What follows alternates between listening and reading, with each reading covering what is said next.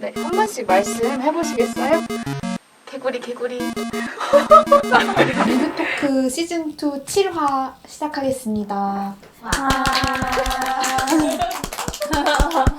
저희는 이제 녹음실 대여를 안 하고 집에 모여서 녹음을 하게 됐어요. 그래서 창밖에 산도 보이고 쾌적한 환경에서 하기 위해서 창문을 열어놨는데 밖에 공사 소리가 조금 오토바이 소리도 들릴 수도 있는데 어쨌든 뭐 작게 들릴 테니까 괜찮겠죠? 분위기가 너무 좋아요. 진짜. 네. 이게 훨씬 대화하기도 편할 것 같고 우리 소개부터 해야 되네요. 네. 네, 안녕하세요. 저는 으씨입니다. 저는 그씨입니다. 주씨입니다. 스씨입니다. 이씨입니다.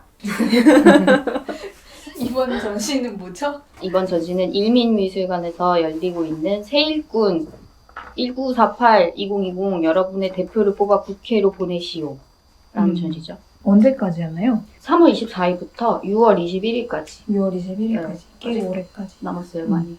저희 선거가 언제였죠?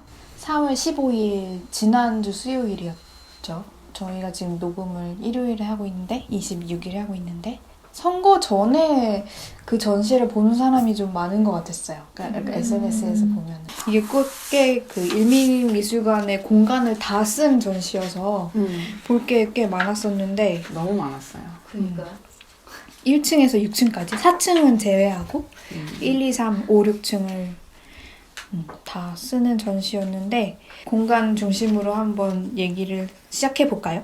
좋아요. 1층에 로비에서 들어가면은 로비를 지나서 티켓팅을 이건 무료 전시였어요. 맞아. 그래서 카드를 꺼내는데 무료라고 하더라고요.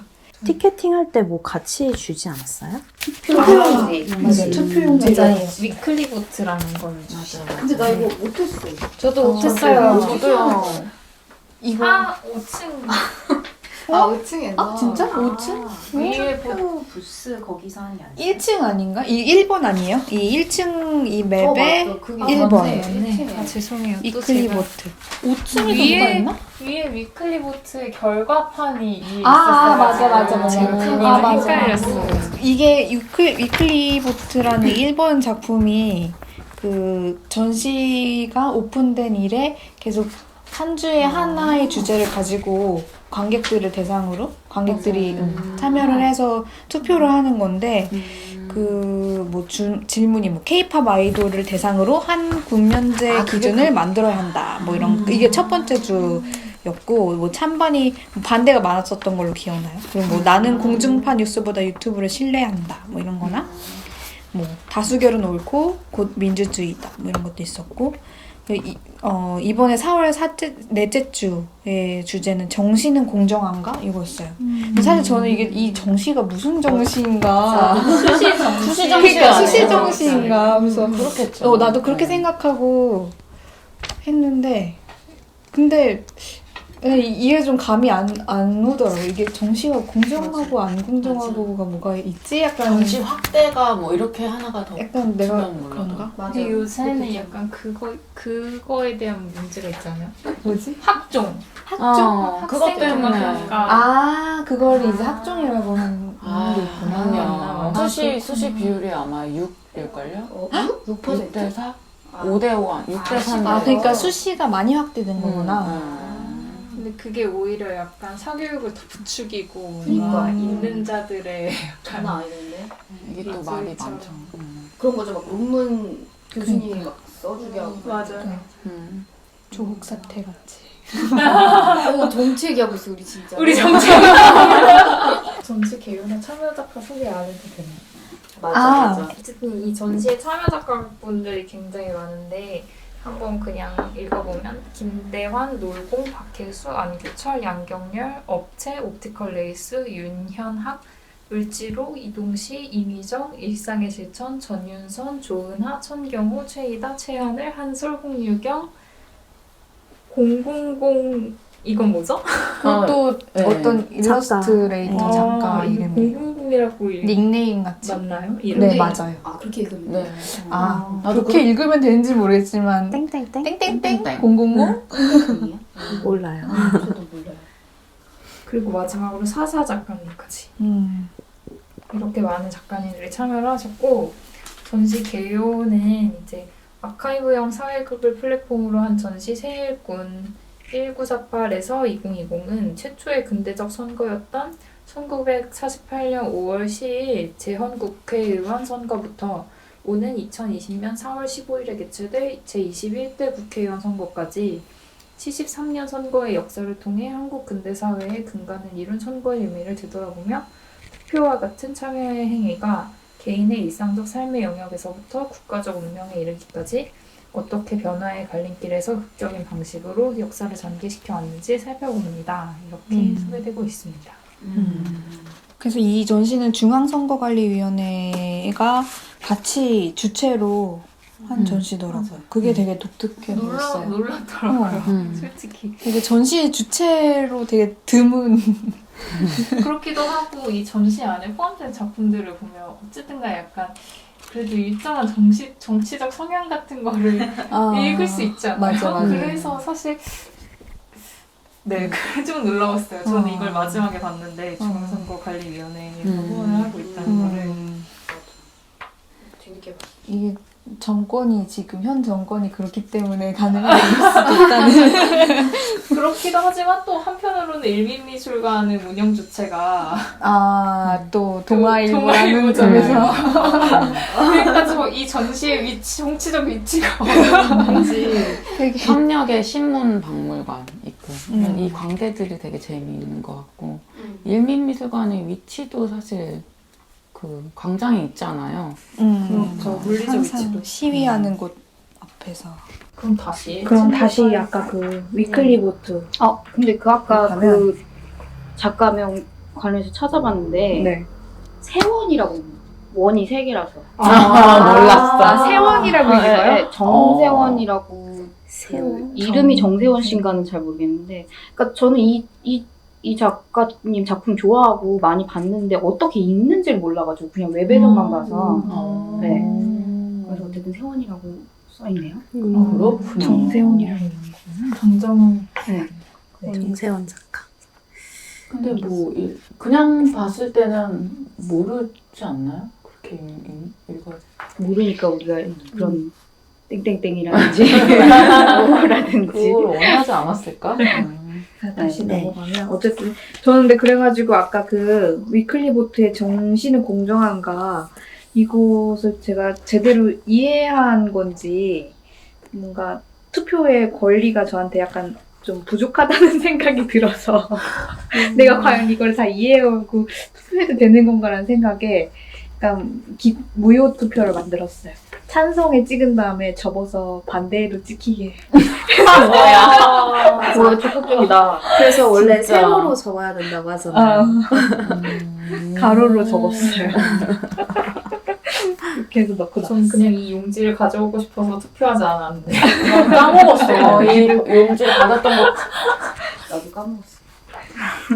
그 처음엔 입구에 들어갈 때 이 리플렛도 종류를 여러 가지를 맞아요. 제공을 하고 있잖아요. 네, 이 맞아요. 리플렛 앞에 막 선거에서 볼 수 있을 법한 다양한 문구가 이제 타이포 디자인돼서 표지로 만들어진 리플렛인데 뭐를 고르셨는지 저는 사실 좀 궁금하거든요.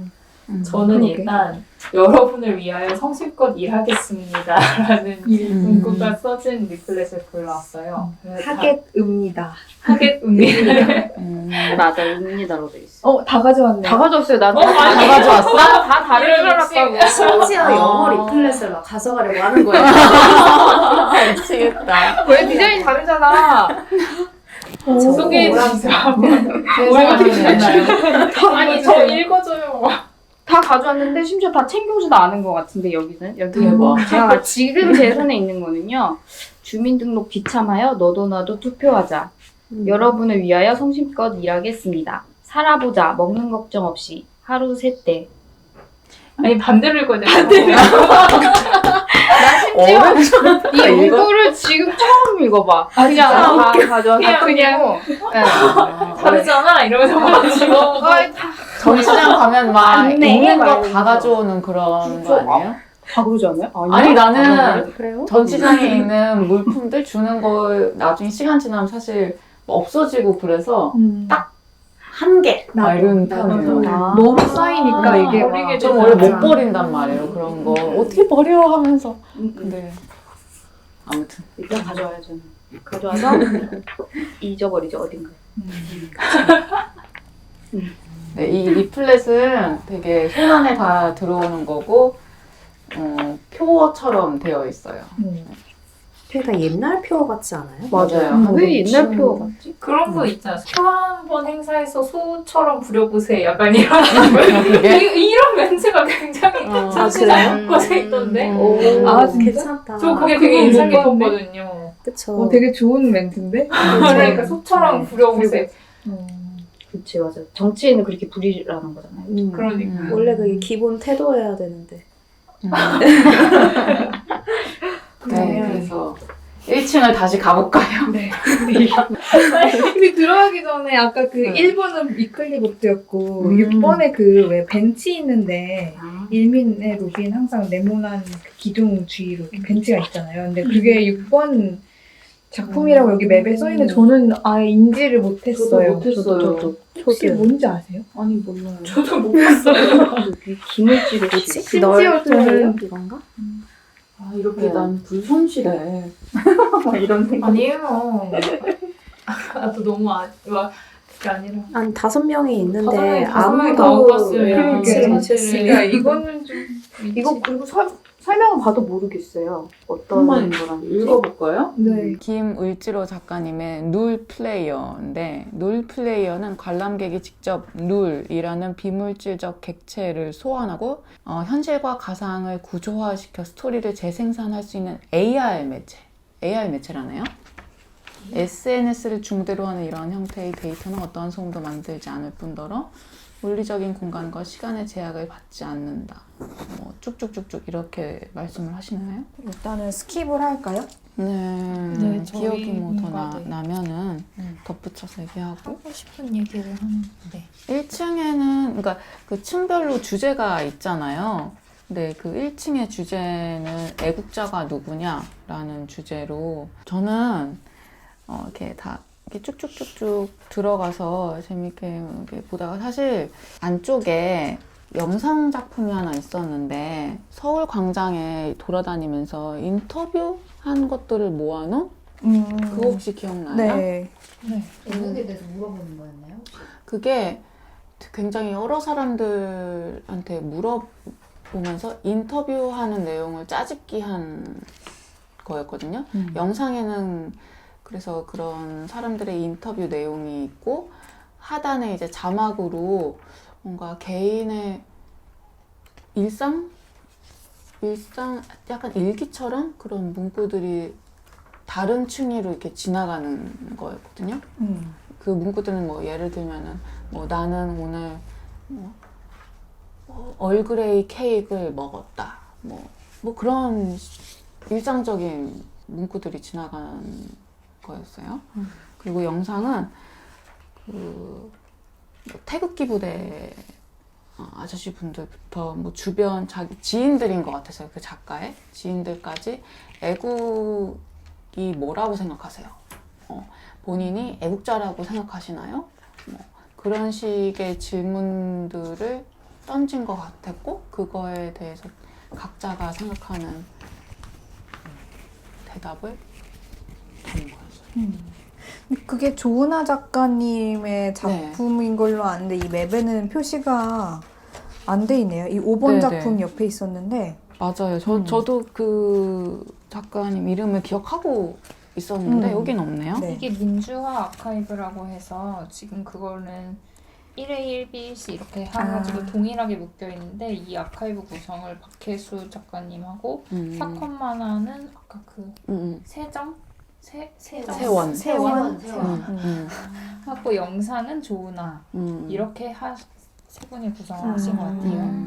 근데 저도 그 조은하 작가님이 한 작품이 좀 기억에 남는 게 처음에 그냥 헤드셋 안 쓰고 영상을 볼 때는 이렇게 태극기 부대 분들 인터뷰가 주로 우측에 그 화면 패널이 이렇게 조각나서 약간 그 안에 영상이 분할돼서 오른쪽엔 약간 우성향의 분들의 맞아요, 인터뷰인 맞아요. 것 같고 좌측은 좌성향의 분들의 인터뷰인 것 같았는데 근데 헤드셋을 안 쓰면 마치 그 모니터의 자막은 아까 말했던 얼굴에 K 먹는 것 같은 일상적인 자막만 뜨거든요. 그래서 마치 그 좌우의 사람들이 애국에 대해서 말하는 그 내용을 모르고 그 사람들이 그 인물 영상들이 그 되게 일상적인 단어를 말하는 그 문자가 말하는 것처럼 보였어요. 저는 처음에. 그래서 뭔가 하고서 헤드셋을 썼는데 그 일상적인 텍스트와 달리 육성으로는 그런 되게 정치적인 발언들이 오가고 있고 그런 괴리가 있더라고요. 계산된 괴리. 그리고 또 중간중간에 이렇게 남산 터널에 자동차 맞아, 막히는 것 같은 영상도 나오기도 하고. 그거는 어떤 왜 저 영상이 나왔지 했는데 제 추측엔 뭔가 시위 때문에 어디를 가야 되는데 길이 막힌 거? 그런 현장으로 저는 해석했거든요. 왜냐면 그때 사운드가 뭔가 시위 사운드가 들렸어가지고. 재밌었어요. 네, 되게 자기야말로 애국자다. 막 이렇게 서로 주장하고 하는데 정말 다들 진심 어린 눈빛으로 얘기를 하는 거예요. 나이대가 어떻게 돼요? 그런 얘기를 하는 사람들은? 되게 다양했어요. 태극기 부대 그 아저씨들 한 7, 80? 근데 되게 젊은 분들도 있고. 맞아, 나도 기억이 나요. 짧게 봤는데 인상적이었어. 그 인터뷰 중에 아이들하고 같이 온 젊은 어머니 같은 여성분이 있었는데 그분이 처음에 자신이 나라에 대해서 생각 그동안 못했다고 되게 자책하는 듯한 말을 막 하시는 거예요. 그래서 나는 무슨 내용이지? 난 그건 못 듣는데 봤어요. 그러다가 그래서 지금이라도 애들을 데리고 나와서 지금 이런 걸 하고 있다 하면서 막 잘 들어보니까 그 애국과 약간 그 우파적인 그런 지지 성향? 그런 걸 가지신 분인 것 같았는데 그 진정성이 너무나 인상 깊었어요. 그리고 그 다음에 바로 좀 나이 좀 중년? 40, 50대? 50대 정도 되는 여자분이 우리나라는 애국을 좀 버려야 될 것 같다고 그러시는 거예요. 애국이 너무 많은 것 같다고. 이렇게 딱 말씀하시는 거예요. 그래서 그 두 장면이 되게 인상적이었어요. 나는 또 기억나는 건 이 질문이 이거였었을 것 같아요. 국가를 언제 느꼈냐? 국가의 존재를 언제 느꼈냐? 그럴 때 어떤 한 분이 세월호 때 얘기를 하는 거예요. 그래서 세월호 때 국가의 부재를 느꼈고 그렇기 때문에 국가의 존재에 대해서 생각하게 됐다. 근데 바로 이어지는 것도 이제 태극기 부대 그 어떤 분의 정말 진심 어린 자기의 애국심에 대해서 막 설파하는. 아무튼 네. 저는 근데 이 영상이 2층의 전시를 이해하는 시작점이 되었어요. 근데 사실 애국이란 단어 자체가 어떤 성향을 드러내지 않아요? 되게 가치 중립적인 단어가 아닌 것 같아요. 시대와 성향을 드러내요. 그래서 예전에 확실히 이거는 이제 그 선거를 역사적으로 연대기적으로 이제 구성을 해서 전시 구역을 나눈 것 같은 느낌이 조금 처음에 들었는데 왜냐면 애국이라는 게 옛날에는 되게 다 통용되던 단어였을지 몰라도 지금은 애국이라는 단어 자체가 주는 뉘앙스가 있잖아요. 그래서 처음에 딱 이 애국자가 누구냐 이거를 전시장 입구부터 봤을 때는 되게 세다. 세고 왜 이거를 물어보지? 약간 좀 그렇게 생각하게 되더라고요. 약간 뭔가 편파적인 그런 느낌이 들게 되는? 그래서 그 부분을 얘기하려는 걸 수도 있는데 그래서 그게 조금 흥미로웠어요. 애국이라는 단어를 쓰는 정당이나 이런 사람들은 요새 딱 정해져 있는 것 같아서 그래서 그게 애국이라는 게 또 시대적인 단어인 것 같기도 해요. 여기 나온 맥락에서는 그 첫 총선에서는 선거 자체가 애국의 의무라고 강조를 했다고 설명이 돼 있더라고요. 맞아요. 그게 되게 인상적이었어요. 또 읽으면서. 그래서 거기 아카이브에 보면은 막 빨리 투표해서 애국자가 되세요 막 애국자는 투표한다 막 이런 뉘앙스의 그런 표어가 되게 많더라고요. 요새는 약간 국민의 권리, 주권 뭐 이런 주권을 행사하세요. 이런 쪽으로 많이 변한 것 같다는 느낌? 근데 그 올드한 단어를 각기 다 다르게 자기 안에서 받아들이는 모습을 보는 게 재밌었던 것 같아요. 그리고 그 영상 지나서 왜 끝부분 안쪽에 의자들 되게 다 다른 의자들이 원으로 늘어져 있는 파트가 있었잖아요. 네. 그것도 성경호 되게 작가님 작업. 네, 그게 되게 저는 그 흐름이 어울렸었어요, 저한테. 되게 뭔가 좋은 동선으로 본 것 같아요. 아, 그래요? 나만 그랬나?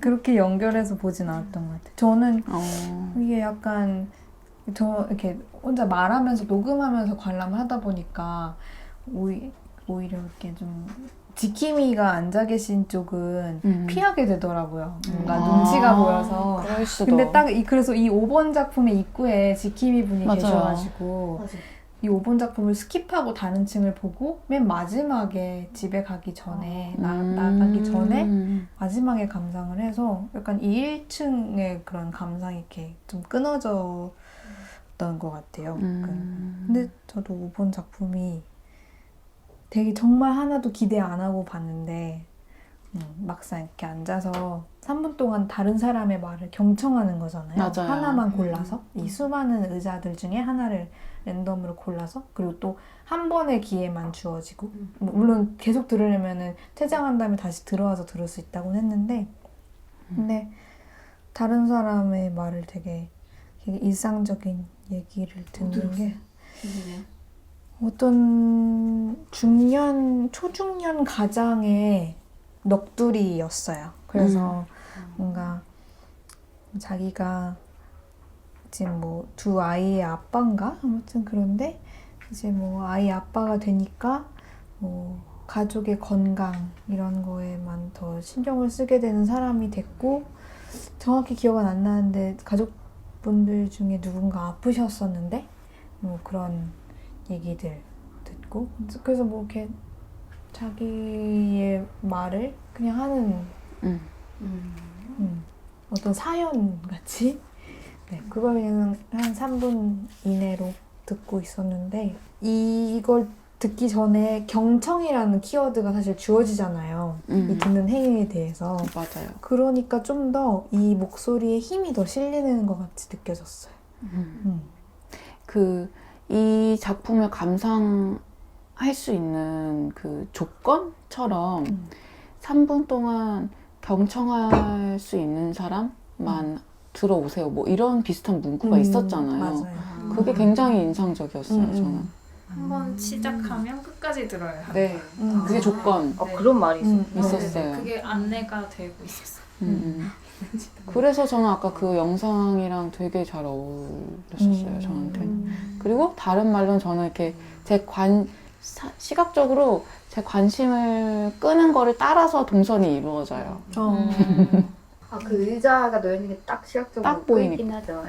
딱 보여서. 그래서 원래는 이게 그 영상 보고 그 의자들로 가는 게 아니라 바로 옆에 1B?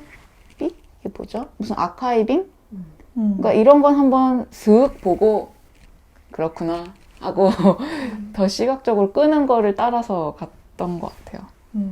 딱 단상 위에 올라가 있고 의자가 다 달랐잖아요. 의자가 네네. 다 다르고 딱 스포트라이트로 조명도 있고 이런 게 확실히 좀 시선을 끌기는 했죠.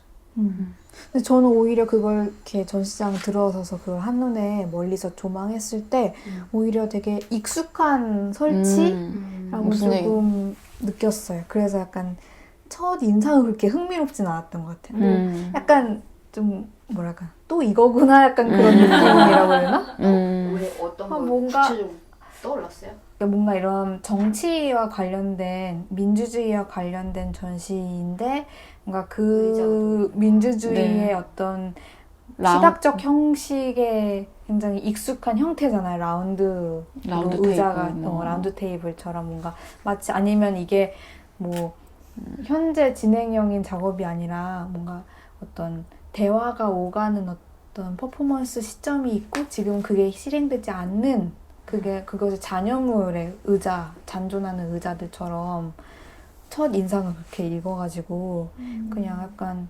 익숙한 풍경처럼 지나쳤었거든요. 처음에는. 저도 동감해요. 그것도 그렇고 또 지킴이도 있으니까 저는 녹음을 막 말하면서 하는 게 좀 부끄럽기도 하고 신경 쓰여서 이렇게 비껴갔었던 건데 근데 그것을 지나쳐서 마지막에 그거를 들으니까 굉장히 달랐어요. 마지막에 그 실제 육성을 앉아서 경청할 때 그 작품을 실제로 더 좀 제대로 맛봤다라는 느낌이 들었고 네. 들으니까 나도 생각나요.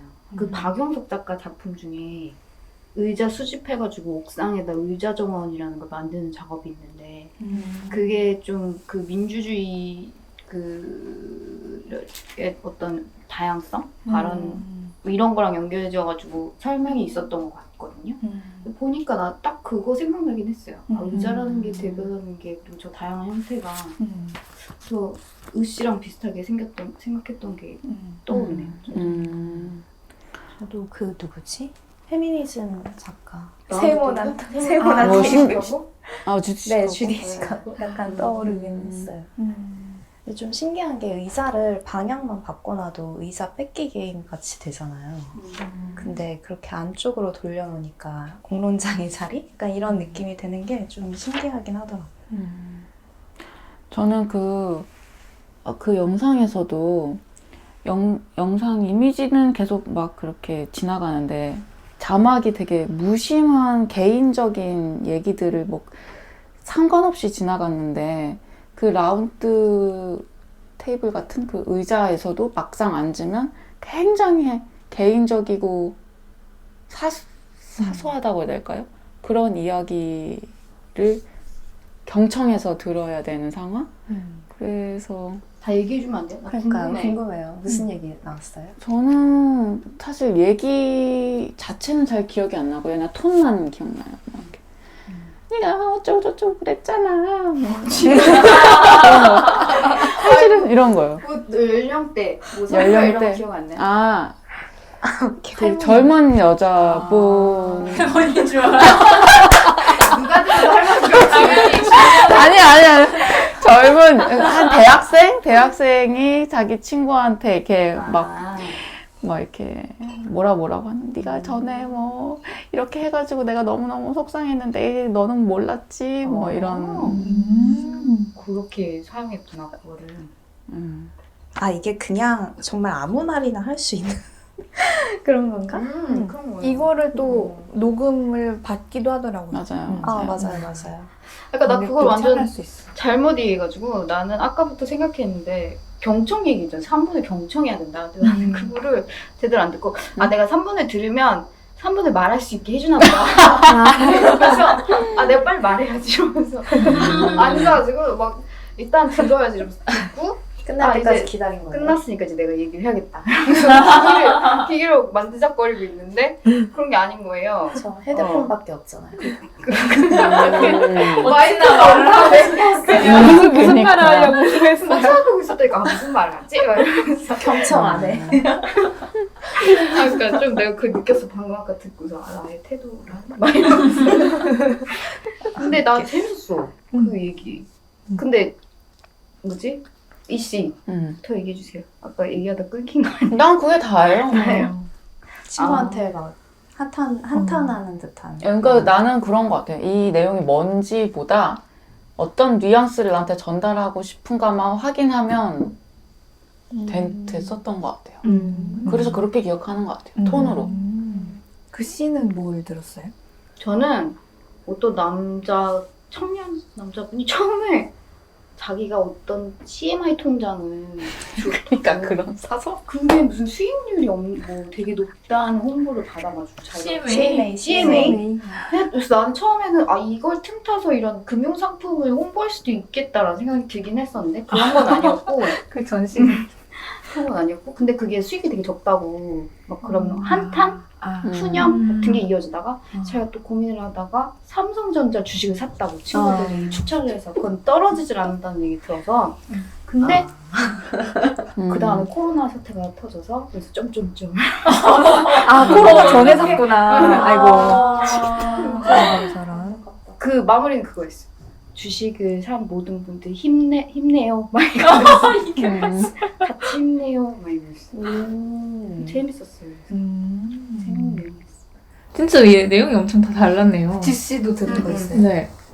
저는 약간 20대 정도의 약간 여학생이 약간 일기를 읽는 것 같은 느낌? 날짜가 되게 여러 개가 나오면서 뭐 근데 조금 제가 느끼기에는 약간 그 말하시는 분이 약간 의기소침해 있거나 좀 지쳐있다. 약간 이런 인상을 많이 받았어요.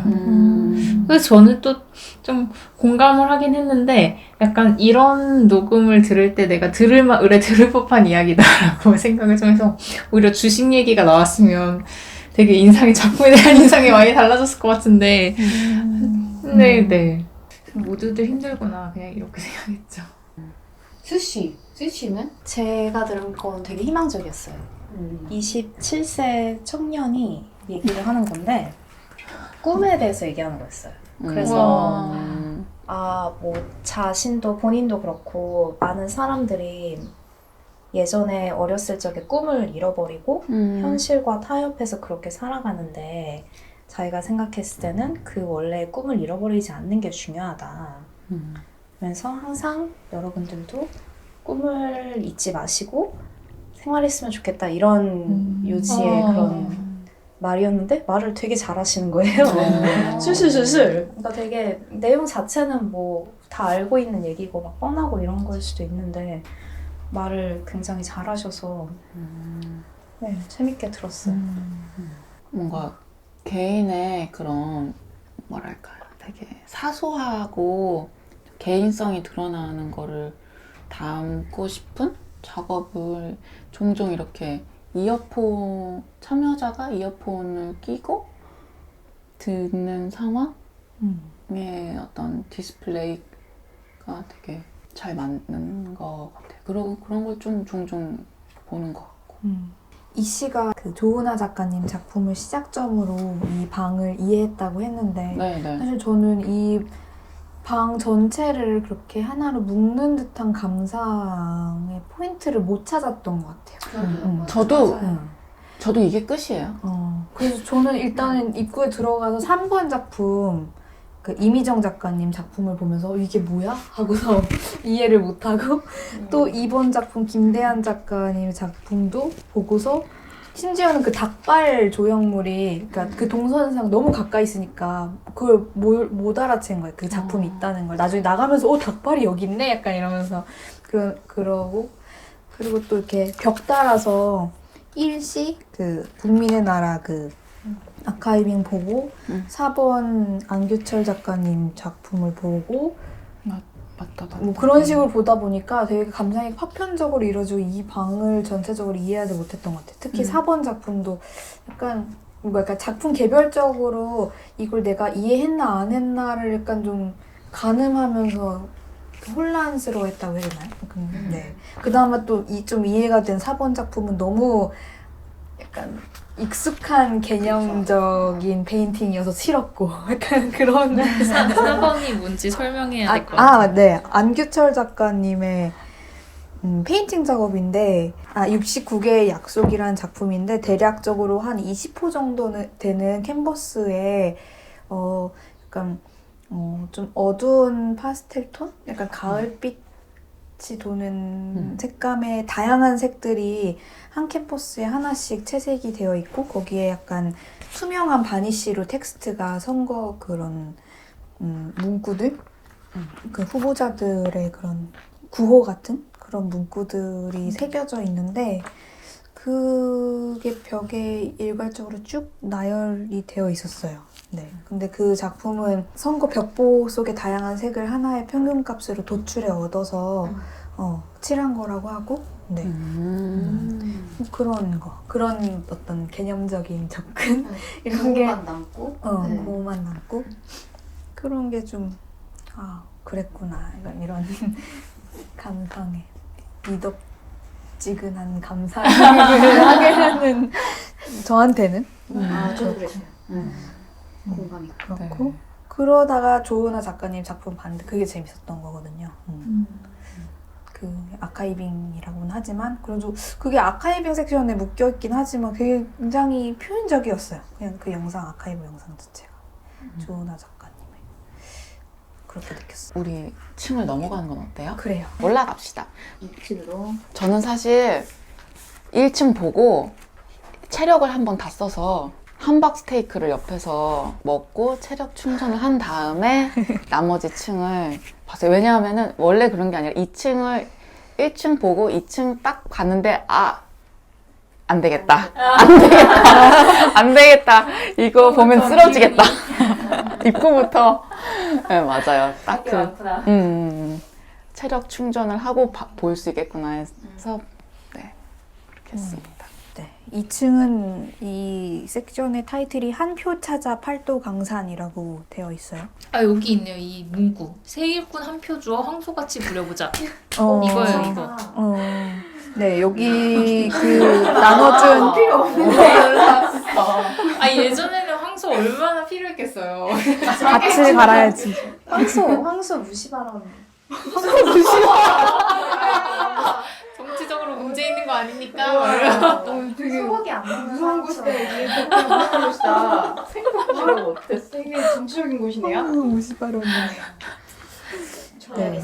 그래서 여기 이 한 층을 설명하는 그 글이 이런 것 같아요. 그러니까 경합, 갈등, 축제들, 여러 가지 경합, 갈등, 축제들이 공존하는 일종의 페스티벌을 선보인다라고 중간쯤에 그런 글귀가 있는데 그것처럼 되게 다양한 입장을 표명하는 그런 작업들이 느려져 있었던 걸로 기억해요. 그 이 팔도 강산이 그런 다양한 주체들을 의미하는 그런 단어였던 건가? 그런가 보다. 팔도 강산. 왜냐면 그런가 제가 보다. 그냥 좀 너무 툭 들어가는 것 같긴 한데 6번 한솔 작가 작품 보고 이 맥락을 잘 이해를 못했었거든요. 그 약간 동떨어진 것 같은 그 느낌을 드는 것이 이 기획이었던. 그 섹션이네요. 여기, 그러니까 이거 되게 명시적으로 있네요. 난민 체류 노동자 네. 대상자. 난 또 이걸 그런데 못 사실 읽어가지고. 헷갈릴 수밖에 없었기는 해요. 왜냐면은 약간 한솔 작가 작업이나 그 이동시 작가님 작업? 약간 이동시 작가님 작업은 그 동물권에 맞아. 대한 거를 다루는 내용이잖아요. 네. 한솔 작가님은 약간 그 퀴어에 대한 문제를 다루신 거. 근데 사실은 전체적으로 봤을 때는 그러니까 한 작가의 작업이 한 입장을 대표한다기보다 그냥 그러니까 뭔가 선거라든지 뭔가 정치적인 어떤 그냥 입장이라든지 이런 거를 되게 다양하고 포괄적으로 다루려는 작업들도 사실 같이 들어와 있잖아요. 맞아요. 뭐 예를 들면 뭐 옵티컬 레이스 작업이라든지 사사 작업이라든지 아니면 밖에 있는 놀공 작가의 작업 그러니까 그런 게 섞여 있으니까 맞아. 사실 저희가 이 부분은 그냥 다양한 입장들의 표명이구나라고 이해를 하기에는 사실 좀 어려운 부분이 있었던 것 같기는 해요. 그렇네. 그리고 이동시 그 작가의 작업하고 또 한솔 작가의 작업하고 또 그 주제와 연결되는 방식이 되게 달랐던 것 같아가지고 네, 무슨 이동시 얘기인지 작가의 작업 같은 경우는 되게 직접적으로 투표 부스도 등장하고 그래서 그냥 그런 거구나 했는데 한솔 작가 작업은 정말 그냥 다른 전시 같은 느낌이 들어가는데 우리 한번 좀 어떤 해보는 게 좋을 것 어떤 작업들이었는지 한번 빠르게 훑어볼까요? 음. 우선은 2층에 올라가면 입구에 그 전시 공간 밖에 놀공이라는 작가님의 작품이 있는데 사실 전 이거는 체험을 못했어요. 왜냐면 패널이 꺼져 있어서 근데 뭘 투표를 하는 것 같더라고요. 난 너무 재밌게 했어요. 맞아. 진짜. 아 진짜? 얘기 좀 해줄래요? 뭐예요 이게? 선택 계속 하는 건가요? 게임 일종의 게임이죠. 게임인데 이제 대한민국 선거 역사를 처음부터 이제 끝까지 다 이렇게 쫙 훑는 형태의 그런 게임인데 이제 처음에 시작할 때 본인의 이제 나이대랑 성별이랑 직업 같은 거를 설정을 하고 그 다음에 그 선택지가 나와요. 이제 1대 선거부터 해서 1대 선거에는 1대 선거는 그냥 넘어갔죠. 왜냐면 그때는 투표권이 없었으니까. 투표권이 없었으니까. 그래서 1대 선거는 축하합니다. 뭐 이승만 대통령이 당선되었습니다 하면서 메시지가 빵 뜨고 그다음에 2대 선거부터는 그 두 후보의 각자의 주 공약들 3개가 그 선택지에 나와요. 두 선택지로 이렇게 나뉘어져서 공약들이 나오고 그 둘 중에 자기한테 더 와닿는 거를 이제 플레이어가 선택을 할 수 있는 거죠. 그래서 선택을 하면은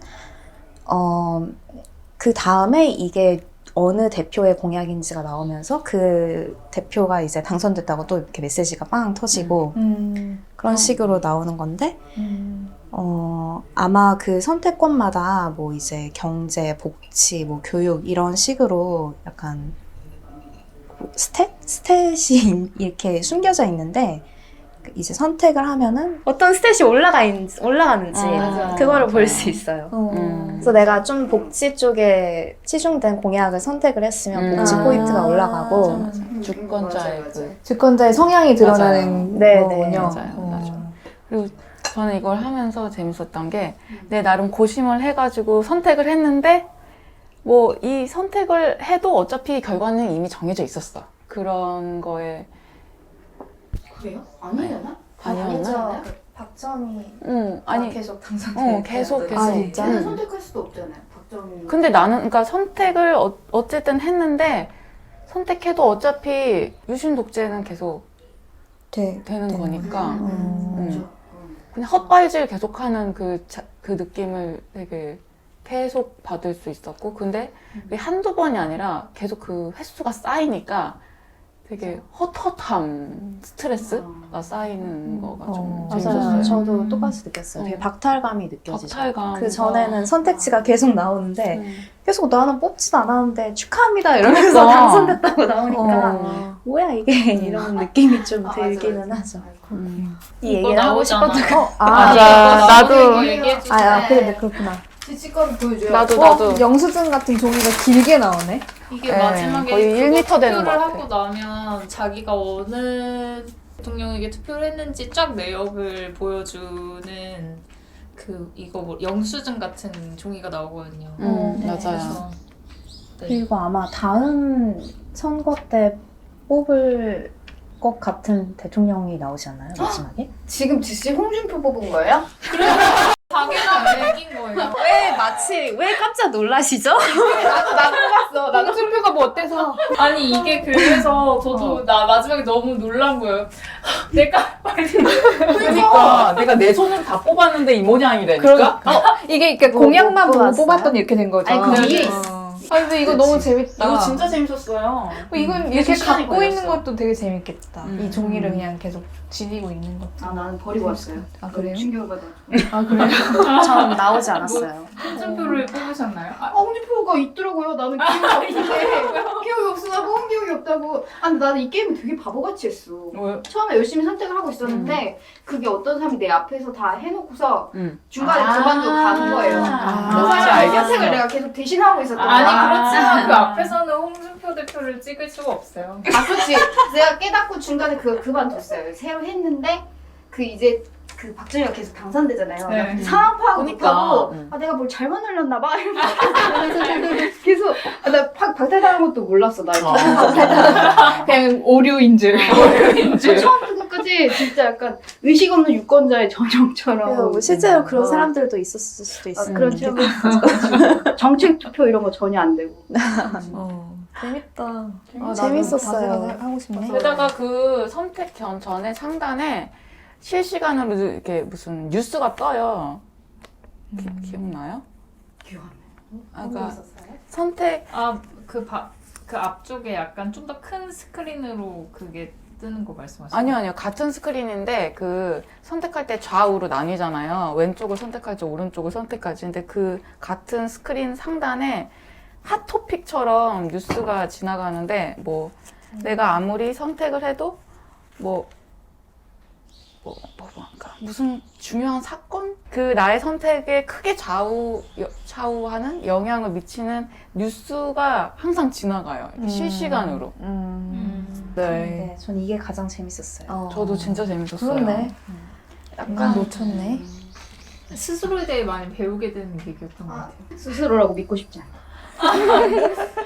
안으로 들어가 네. 볼까요? 들어가 볼까요? 들어가면은 사실 입구에 굉장히 공간 여백 없이 바로 아카이빙이 맞아. 진열이 돼 있어요. 유리관 안에 이 B 그 마타도어의 끝 제13대 대통령 선거라고 해서 그 안에 뭐 김영삼, 김대중, 노태우 대통령의 선거 벽보와 포스터들 뭐 이런 게 아카이빙이 되어 있고 그다음에 코너를 돌면 우측으로 돌면 거기에 또 그 후보자 선거 벽보들이 굉장히 많이 돼 있어요. 약간 거의 흑백 톤이었던 것 같아요. 네, 그게 되게 재밌었어요. 저는 그게 좀.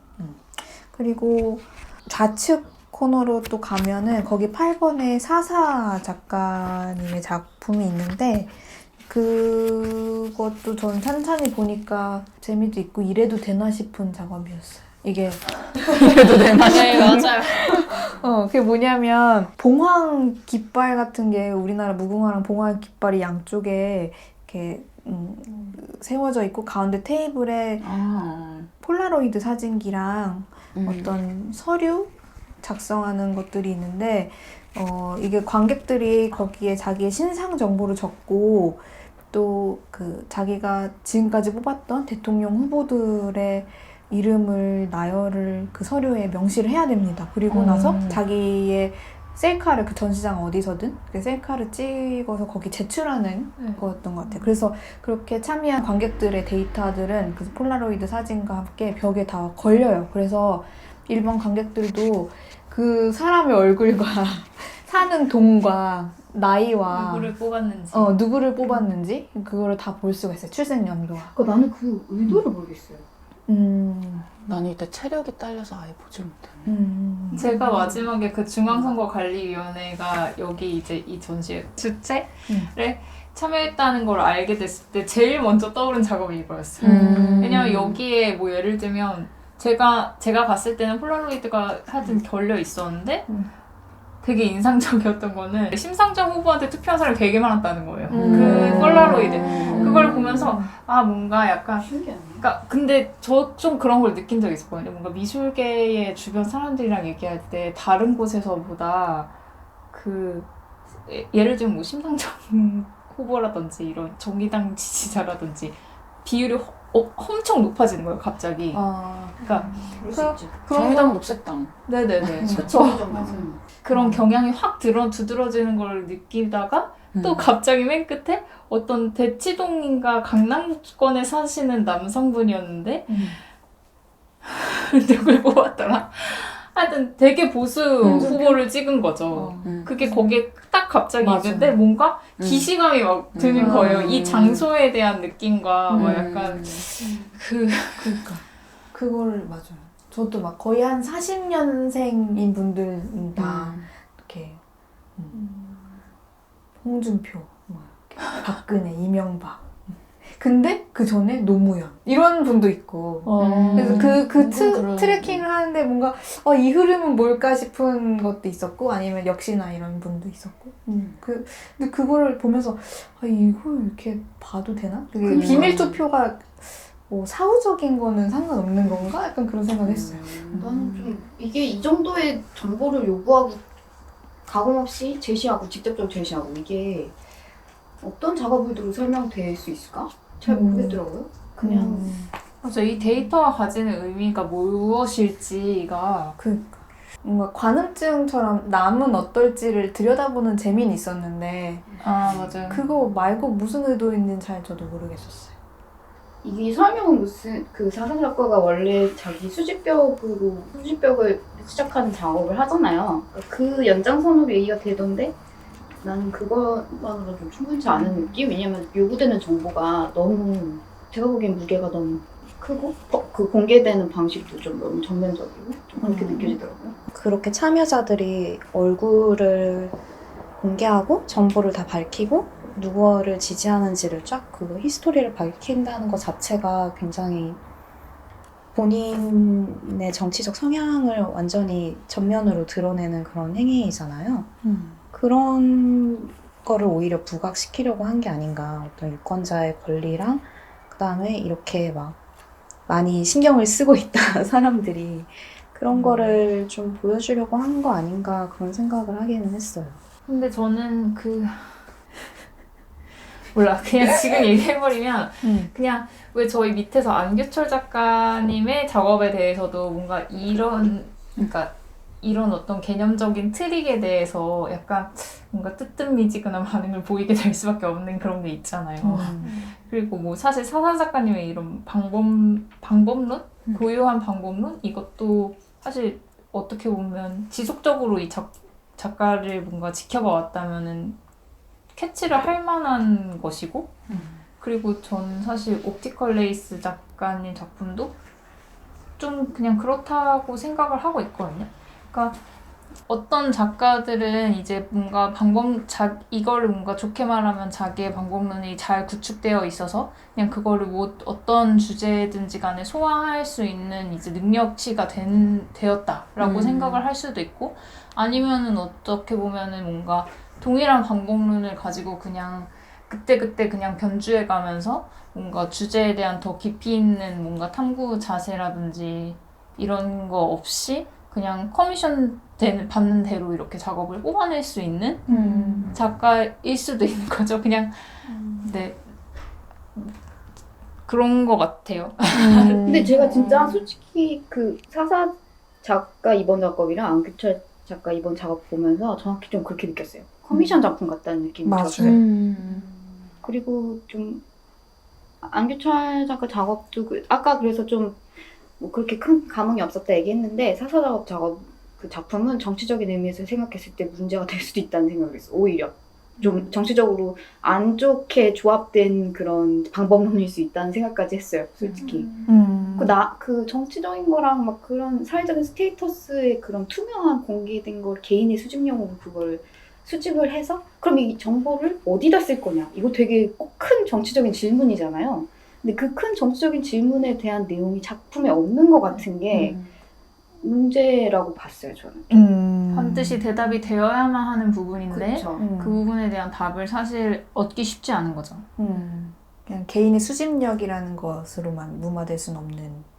네, 제가 보기엔 그러기엔 너무 어쨌든 근데 그럼에도 불구하고 그러니까 비슷한 방법론을 가지고 그러니까 어떤 작가가 고유하게 그냥 계속해서 사용해온 비슷한 방법론을 가지고 이런 주제에 접근한다는 것에서 동일한 성격을 갖고 있음에도 불구하고 저는 옵티컬 레이스 작품은 진짜 재밌었어요. 저도 그 그거 못 맵으로 봤다. 갖고 싶더라고요. 뭐지? 맞아.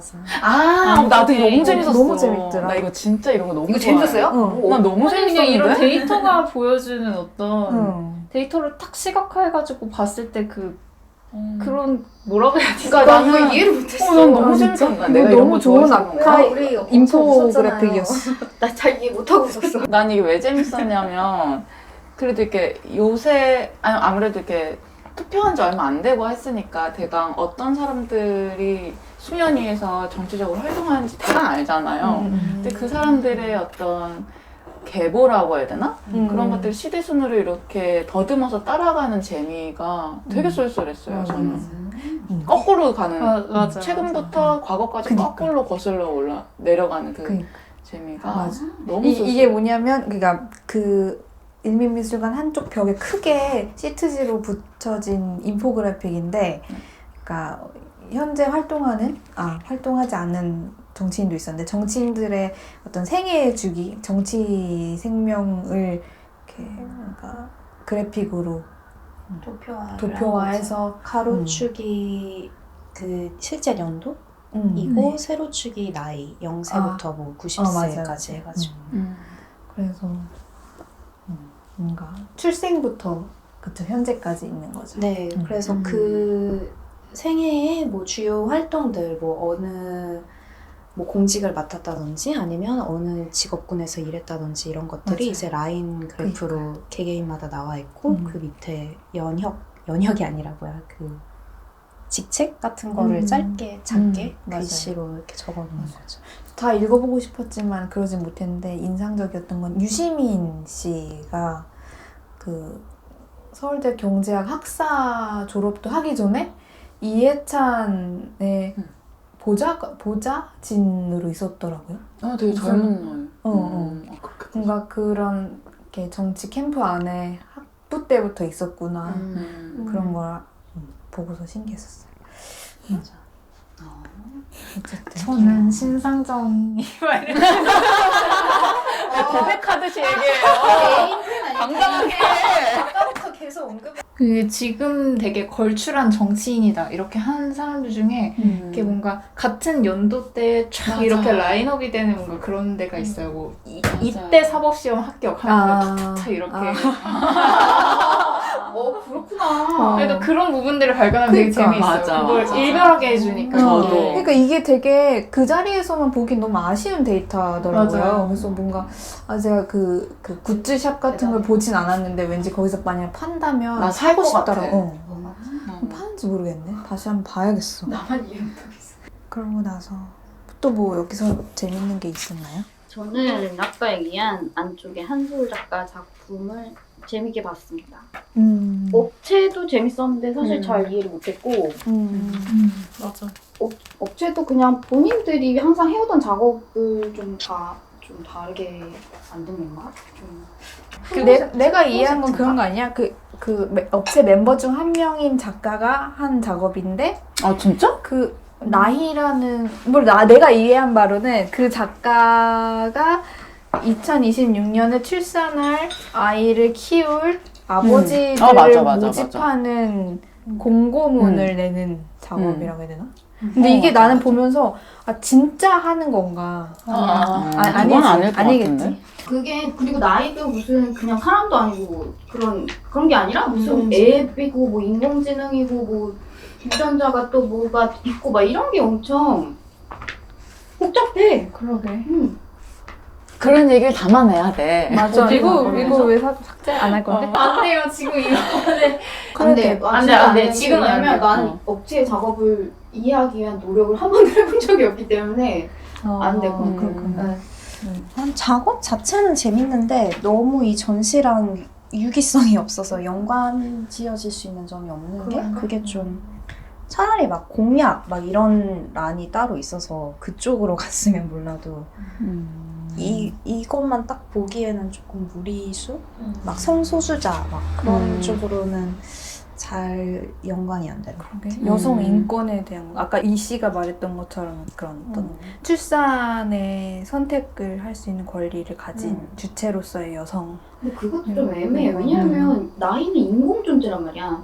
진짜 여성도 아니고. 그리고 뭐 유전자를 물려주는 동시에 뭐 밈도 물려준다 그러고 유사 인간 속성 제구축 프로젝트 막 이런 식으로 일종의 인공 존재로서의 막 메커니즘이 되게 복잡하게 얽혀 있는 거거든요. 그래서 오히려 실제 그 출산이나 이런 문제랑 정치적으로는 더 멀어지면 멀어졌지. 그렇구나. 좀 그런 게 있는 것 같아.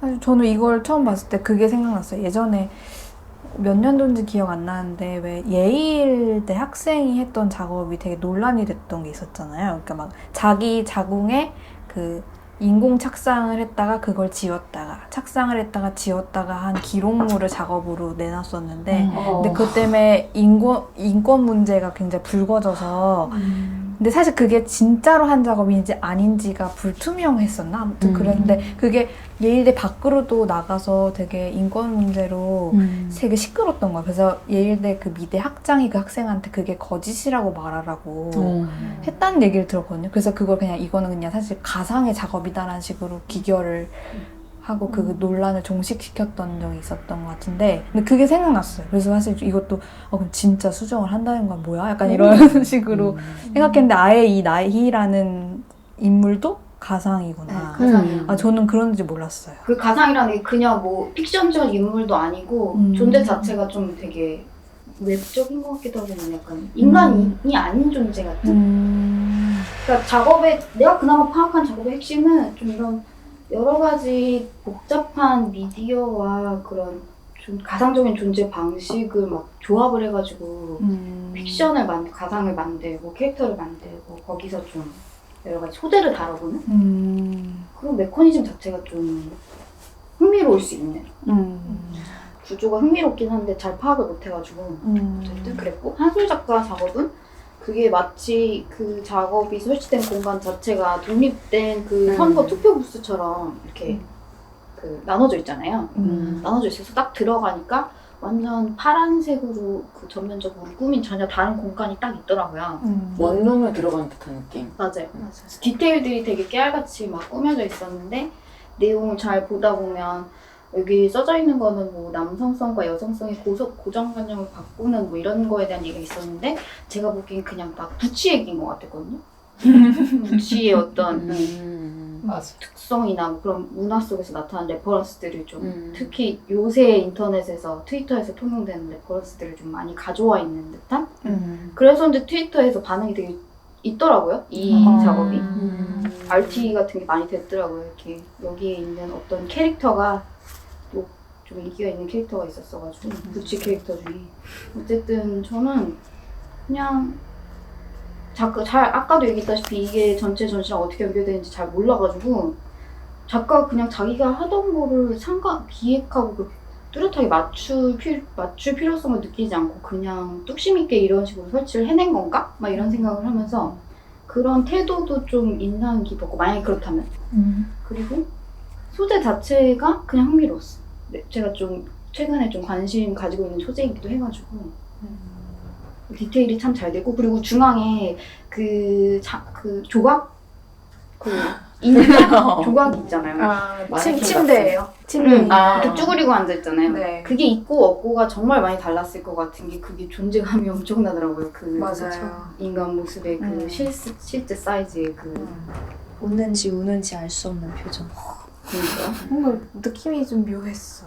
그리고 뭐 핸드폰에는 예를 들면 뭐 그 뭐죠? 매칭 시켜주는 어플 사이트 어플 같은 거. 그것도 약간 그 레즈비언용인 것 같았는데 그런 게 막 떠 있는다든지 책상 위에 데스크 위에는 여성 영화제 팜플렛이랑 노트북에는 그 청년 지원 사업인가 그런 거 서치하는 듯한 영상이 있고 그러니까 청년 부치의 어떤 삶의 단면 부치라죠. 부치야? 아 그걸 물어보면 어떻게 너무 어렵잖아. 사실 나도 모르고 있었어. 물어보고 싶었어. 부치가 뭐예요? 아 그래요? 네. 아 그걸 뭐라고 하지? 뭐라 그래야 되지? 그러니까 부치는 그러니까 레즈비언 문화 속에서 있는 어떤 특정한 유형이라고 그래야 되나? 사람 그쵸. 네, 유형이라고 그래야 되나? 관계 유형? 관계 속에서 정의되기도 하는데 그냥 그걸 딱 띄어가지고 그 부치만의 그런 특정한 그 이미지 같은 거라고 해야 되나? 부치 하면은 좀 머리 짧고 약간 대체로 그렇게 얘기를 많이 하죠. 그쵸. 좀 어떤 그러한 전형이 또 있구나. 네. 근데 또 그걸 되게 전형화하는 것도 다들 문제시하지 네, 맞아요. 않아요? 그렇구나. 그러면 약간 거기에 왜 그 파란 벽에 이렇게 하나로 통일될 것 같은 여성 유형의 사진들이 영화 배우 같은 그런 캐릭터 여성들이 붙여져 있잖아요. 그런 사람의 유형들을 붙이라고 할 수 있는 거예요? 그런 이미지. 그리고 이 그 제목 자체가 그 부치에서 되게 중요한 레퍼런스가 될 수 있는 영화 제목이잖아요. Boys Don't Cry였나? 그래서 수지가 얘기해줬었는데 힐러리 스윙크라고 했나? 네, 힐러리 스웬크가 나온 영화인데 미국인가? 하여튼 미국이라고 할게요. 그냥 미국에 옛날에 있었던 실화를 바탕으로 만들어진 영화라고 알고 있는데 그 어렸던 10대 여자 청소년이 이제 자기의 성 정체성을 처음 이제 맞닥뜨리면서 이제 여자인데 막 남성 행세를 하면서 살아가는 그런 얘기인 거예요. 그러다가 이제 마주치는 문제들 뭐 이런 거에 대한 얘기인데 굉장히 좀 성장 영화지만 좀 어둡고 다크한 그런 영화거든요.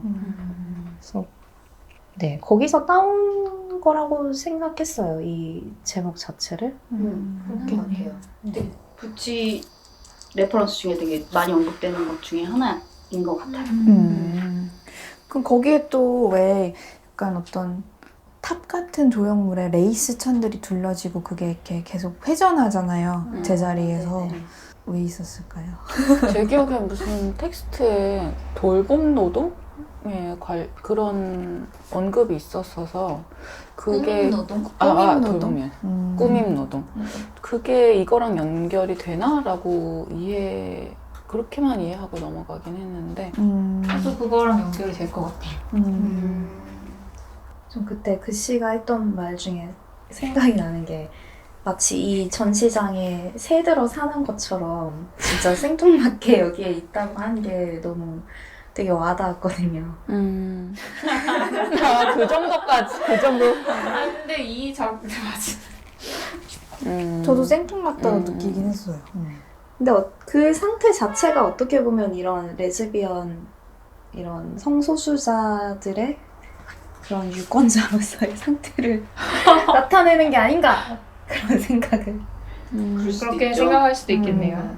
뭔가 이렇게까지 해석을 해줄 수도 있을 것 같긴 한데 그래도 약간 뭔가 전시의 주제랑 어떻게 연결고리가 생길 수 있을지 조금 더 캐치할 수 있는 부분이 있었으면 재밌었지 않았겠냐 그런 생각은 하기는 했어요.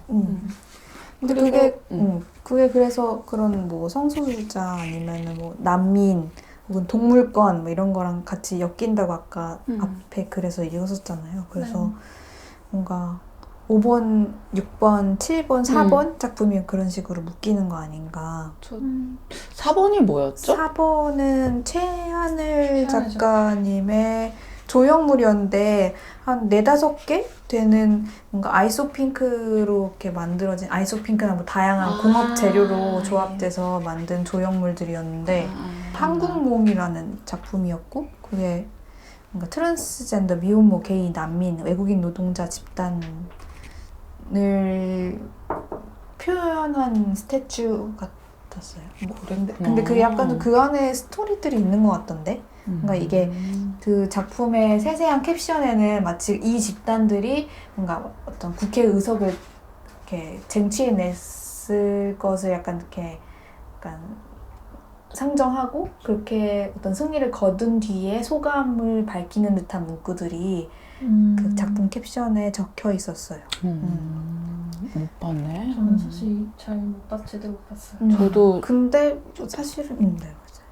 근데 어떤 조형물이 어떤 집단을 표방하는 것인지는 잘 읽혀지진 않았던 것 같아요. 근데 보다 보면 읽을 수 있는 부분이 없지는 않았던 것 같긴 해요. 뭔가 노동자라든지 이런 부분은 약간 어떤 그 조각상 안에서 표현되고 있는 부분들이 분명히 있고 모자 같은 거를 씌우거나 네네네 맞아. 그런 것도 있었네. 네, 힌트들이 있긴 한데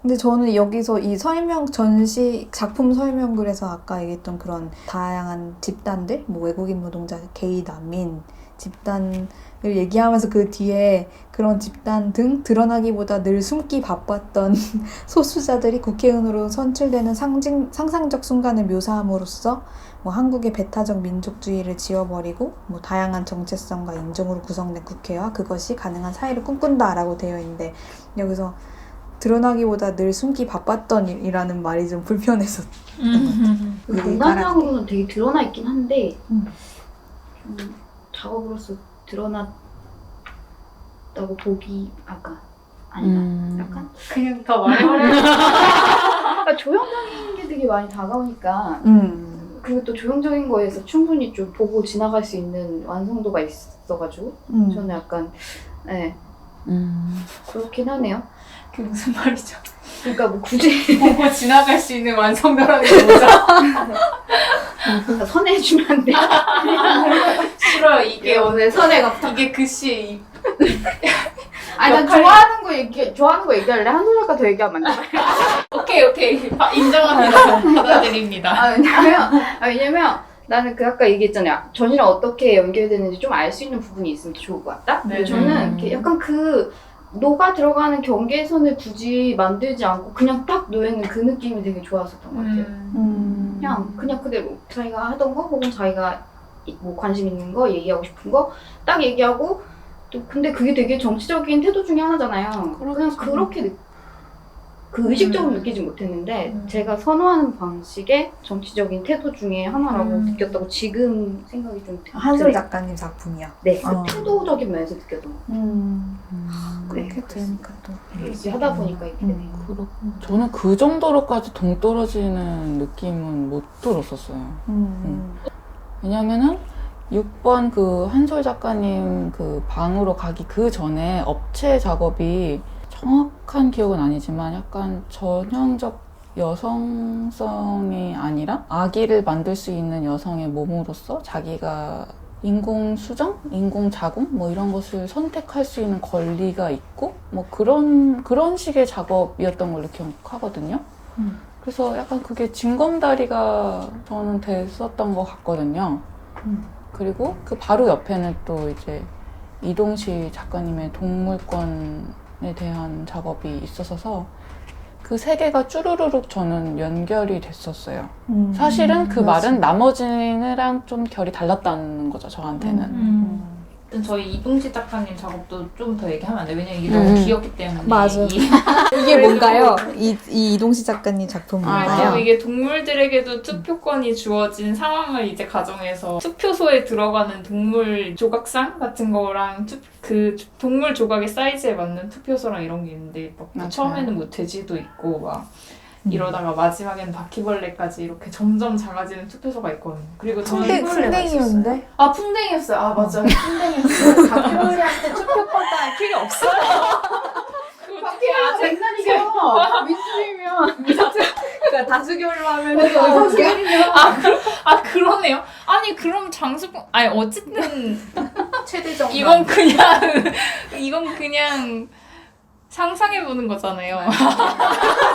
너무 상상이라도 싫어. 아니 그렇게 따지면 장수풍뎅이한테도 투표권을 줄 수 없다고요. 어쨌든 그리고 저는 그게 좋았던 거예요. 이렇게 선을 이렇게 그어놓고 이 안쪽은 인간은 못 들어온다 이렇게 써있었어요. 맞아요. 가운데 사이즈 정도 됐을 때 인간 사이즈의 기표소가 있었고 제일 큰 거는 곰용으로 있었고. 저는 이게 되게 심플하면서 이 작업 단독 이 자체보다 이 작업이 이 큰 전시 안에 들어가 있는 자체가 되게 좋았어요. 투표, 선거를 구성하는 요소들을 약간 뒤흔드는 거잖아요. 그 외연을 좀 넓혀준다고 해야 되나?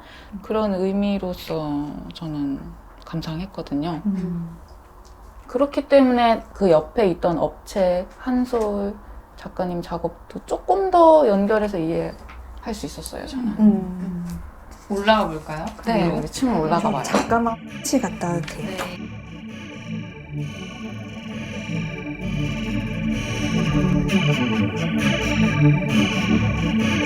네.